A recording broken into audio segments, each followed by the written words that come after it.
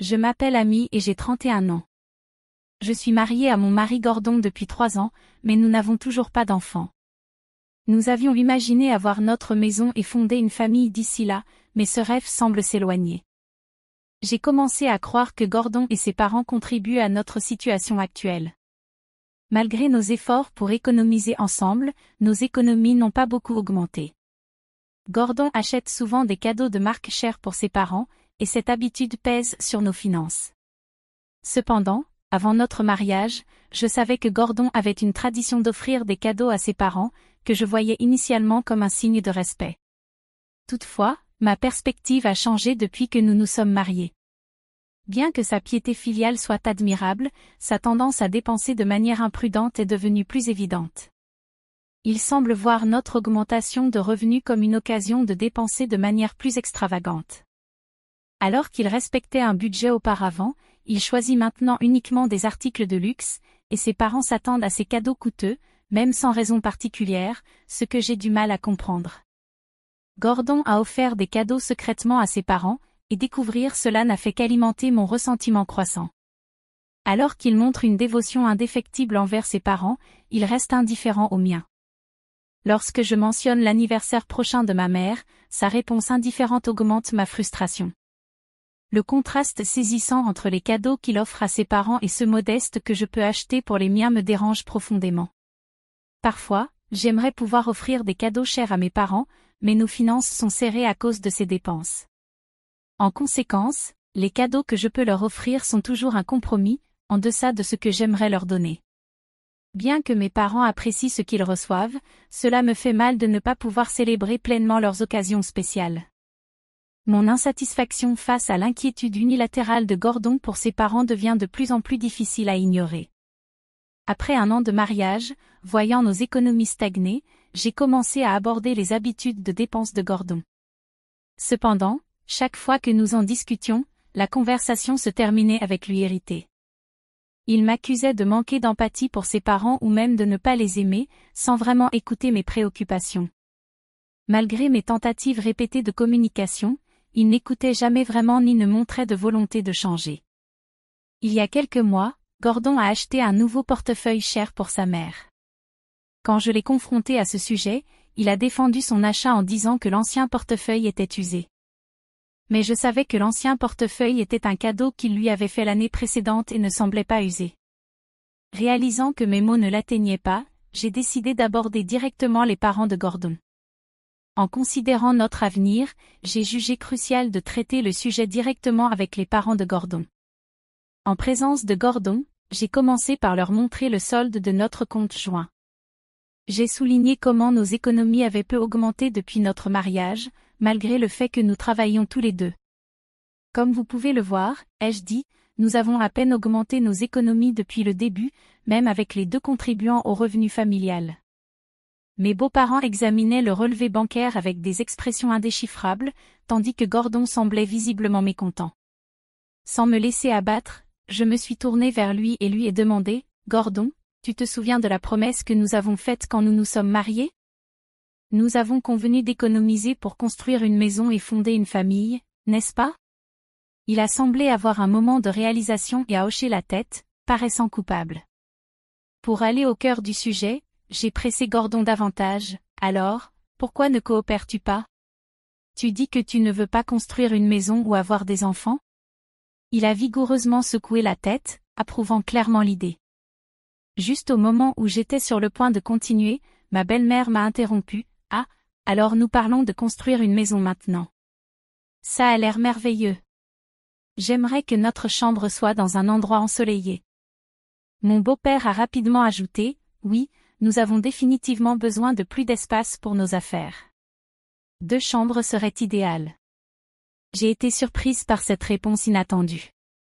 Profitant de l'occasion, Gordon s'est enthousiasmé pour l'idée. « D'accord, alors faisons 2 chambres, une pour les invités et une autre pour ranger les vêtements et les souvenirs. » Irrité par leur enthousiasme, j'ai interrompu. « Si nous ajoutons 2 chambres de plus, cela augmentera considérablement nos coûts. Donc, nous devrons éviter les cadeaux coûteux jusqu'à ce que le prêt soit remboursé. » Ma belle-mère a rapidement reculé. « Ah, c'était juste une blague. Nous restons rarement chez Gordon, n'est-ce pas? Mon beau-père a ajouté, exactement.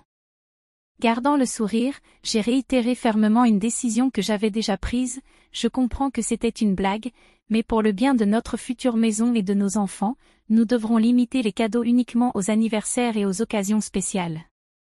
Gordon a immédiatement protesté, ce n'est pas juste pour maman et papa. J'avais déjà prévu cette réaction et lui ai répondu avec un regard désapprobateur, alors, ton allocation sera complètement coupée. Nous ne trouvons pas d'autre moyen de réduire le budget. Où prévois-tu d'utiliser l'argent que tu as économisé quand tu étais célibataire pour couvrir les cadeaux pour tes parents? Si c'est le cas, je ne m'immiscerai pas. Gordon est resté silencieux, le visage fermé.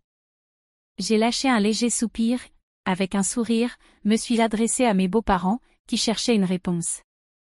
Je vous remercie de votre compréhension. Économiser demande l'effort de toute la famille. Ils ont répondu avec des hochements de tête hésitants, leurs expressions toujours sombres. Il était clair qu'aucun d'eux, y compris Gordon, n'était totalement convaincu, mais j'ai conclu la conversation de manière ferme, sans laisser de place à d'autres discussions. Après cette conversation, Gordon a cessé de faire des cadeaux extravagants à ses parents, et j'ai remarqué que le solde de notre compte joint a commencé à augmenter régulièrement.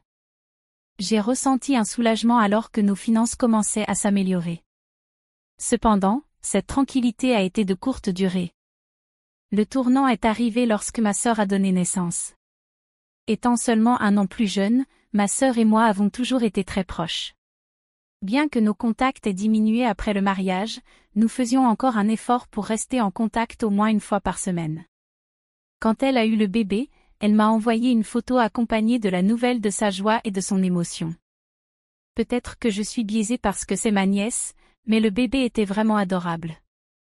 Je n'ai pas pu contenir mon enthousiasme et j'ai immédiatement montré la photo à Gordon. Ses yeux se sont adoucis tandis qu'il s'émerveillait de la mignonnerie du bébé.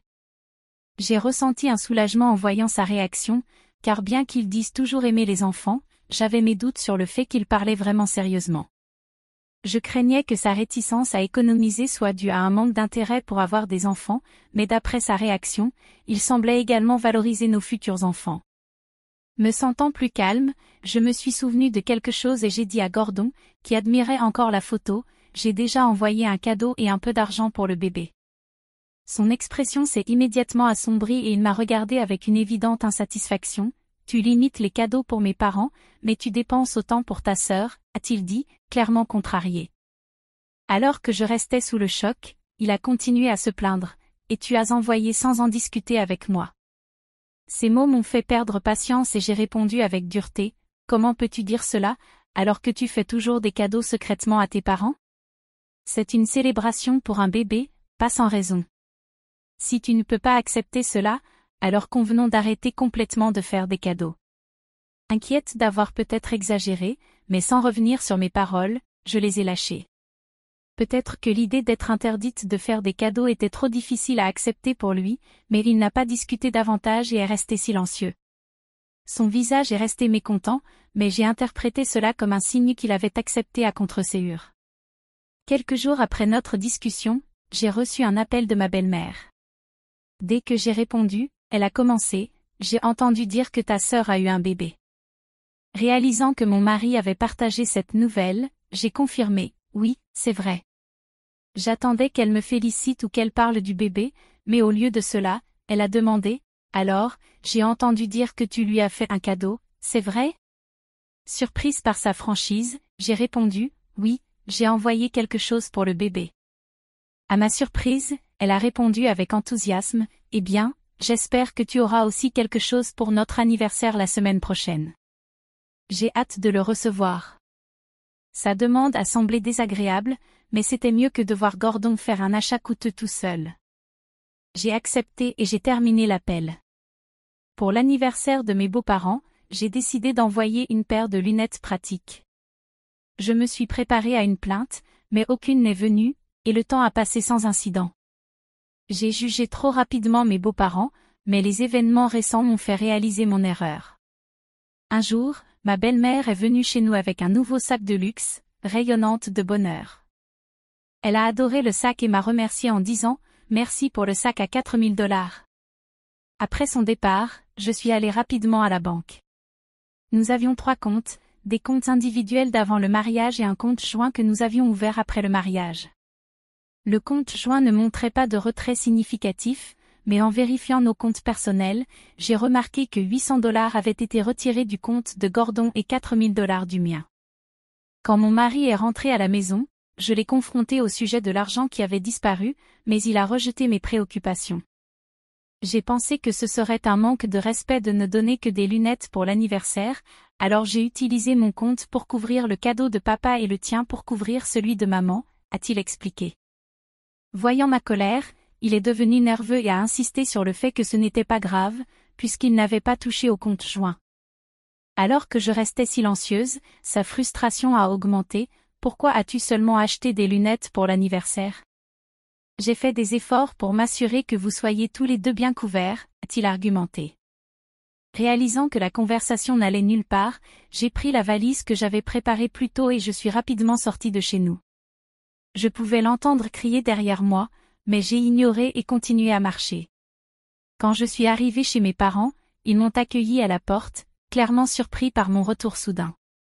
Mon intention de divorcer les a encore plus choqués, puisque je n'en avais jamais parlé auparavant.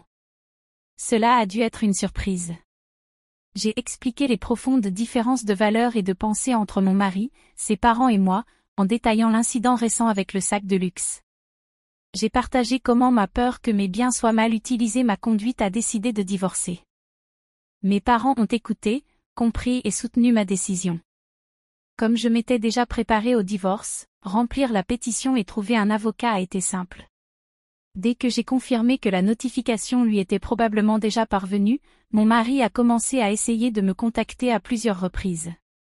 Sa boîte vocale était pleine de messages, que j'ai initialement écoutés. Cependant, à mesure que ces messages devenaient de plus en plus enragés, j'ai cessé de les écouter et j'ai choisi de ne pas répondre. Le processus de divorce avec mon mari a été beaucoup plus tranquille que je ne l'avais imaginé, grâce à mes préparations minutieuses. Comme nous travaillions dans des départements différents de la même entreprise, la nouvelle de notre divorce s'est répandue rapidement. Bien qu'il ait tenté de faire valoir que je l'avais abandonné de mon propre chef, ces mensonges ont rapidement été démentis. J'avais déjà informé mon supérieur et mes collègues de mon intention de divorcer, ainsi que des raisons et des problèmes avec mon mari et sa famille. Malgré toute information fausse qu'il aurait pu diffuser, mon patron et mes collègues, qui connaissaient la véritable histoire, l'ont rapidement réfuté. Mon mari n'a fait qu'aggraver les choses pour lui en répandant des mensonges. Il a été confronté à des regards froids de la part de ses collègues et a été poussé par son patron à résoudre le problème rapidement. Étant donné sa nature naturellement timide, il semblait incapable de gérer la pression. Sous cette pression croissante, il a accepté le divorce. Incapable de supporter l'environnement hostile au travail, il a démissionné et est retourné vivre chez ses parents. Cependant, les choses ne se sont pas améliorées là-bas. Des rumeurs sur lui et ses parents se sont répandues au-delà du bureau, atteignant également nos proches, grâce à un membre de la famille qui travaillait dans l'entreprise. L'accueil a été froid. Retourner chez ses parents n'a fait qu'aggraver sa réputation. Le quartier le voyait comme quelqu'un qui avait été abandonné par sa femme, et ses parents, connus pour exhiber leur luxe et mépriser les autres, n'ont fait qu'empirer la situation. Bien que la source exacte des fuites fût incertaine, les rumeurs ont circulé rapidement. Confrontés à la désapprobation et au regard froid de leur entourage, mon ex-mari et ses parents ont perdu l'arrogance d'autrefois et sont devenus remarquablement plus réservés. Leur chère collection de biens de luxe a pris fin lorsque mon ex-mari a perdu ses revenus, les obligeant à vendre leurs possessions. Un parent qui travaillait auparavant avec nous m'a informé que la relation entre mon ex-mari et ses parents était devenue tendue, pleine d'accusations mutuelles. Je me suis sentie indifférente à cette nouvelle, ils étaient devenus sans importance pour moi. Après notre séparation, je vis sans stress et profite de chaque jour. L'augmentation constante de mon solde bancaire, maintenant que je n'ai plus le fardeau d'économiser, me procure une grande joie. Mon enthousiasme pour le travail est revenu. Avant, mes gains étaient drainés par des cadeaux pour mes beaux-parents, ce qui était décourageant, mais ce n'est plus un problème. J'ai également pu offrir à mes parents les cadeaux que je voulais vraiment, quelque chose que je ne pouvais pas me permettre auparavant. Au début, ils ont dit que ce qu'ils avaient déjà reçu était suffisant, mais quand j'ai expliqué que c'était pour ma propre satisfaction, ils ont accepté avec joie. Voir leur réaction a apaisé la culpabilité que je ressentais. Quant à l'amour, je prévois de faire une pause, mais si l'opportunité d'un nouveau mariage se présente, j'espère appliquer les leçons que j'ai apprises de ces expériences.